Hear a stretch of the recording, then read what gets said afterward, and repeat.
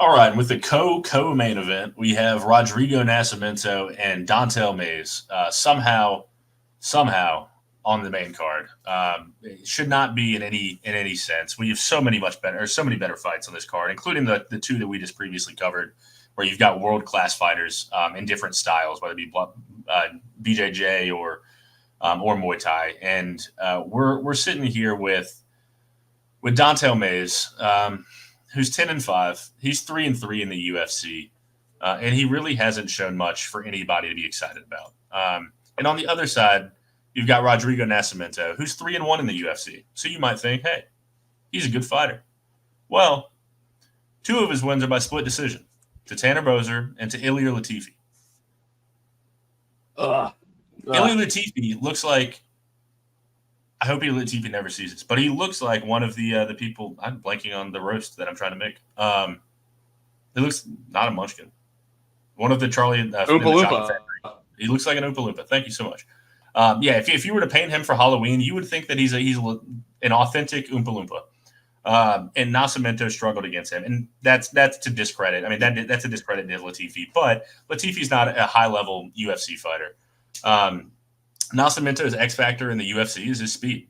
He's a lighter heavyweight, and so that difference in speed can really make a big difference. And we'll talk about it in the main event as well with Almeida. But he hasn't. I mean, it hasn't shown. That's what he came in with, and it really hasn't been as dominant as we thought it would be. His striking isn't as clean. It's not as dominant.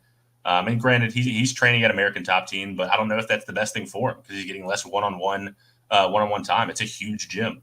So I'm not sold on Nascimento as a fighter, but I'm definitely not sold on Dontale Mays. So I hope you have more for this fight because I just don't think that – I mean, Mays has some ability to get takedowns and do some leg kicks. And, I mean, he's an okay striker at range, but, I mean, he doesn't do anything great, not enough to scare me. And Nascimento doesn't look great either. So, yeah, I'm not a huge Mays guy, not a huge Mays guy at all. I feel like he's really just part of the promotion because of John Jones. But I think with Nascimento – he should be able to replicate, and I should have touched on this, or you should have at the beginning. This is a rematch fight. They fought once in 2020.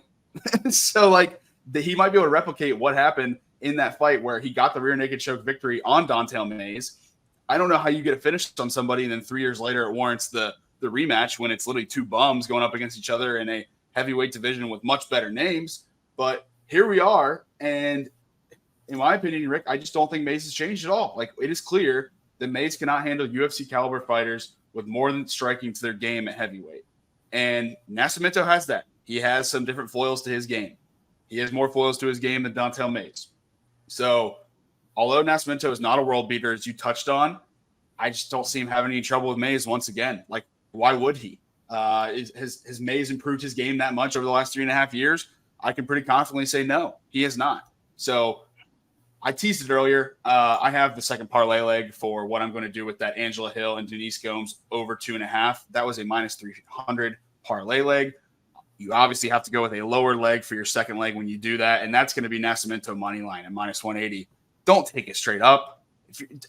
If you're going to take somebody straight up on this, get creative with it and be smart about what that second leg is. Like, I don't mind Nascimento as a parlay leg, but like, don't take it straight up. Don't lay minus 180 juice on a heavyweight fight, honestly, ever.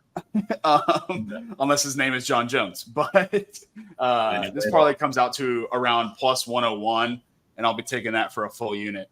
What did you end up coming up with for this fight that is undeservedly on the main card? Nothing I want to put real money on. It's worth noting that Dontale Mays and his 3-3 in the UFC, his 3 losses, he was the underdog in, and his 3 times that he was favored, he won all of those. Now he's a sizable dog in this one.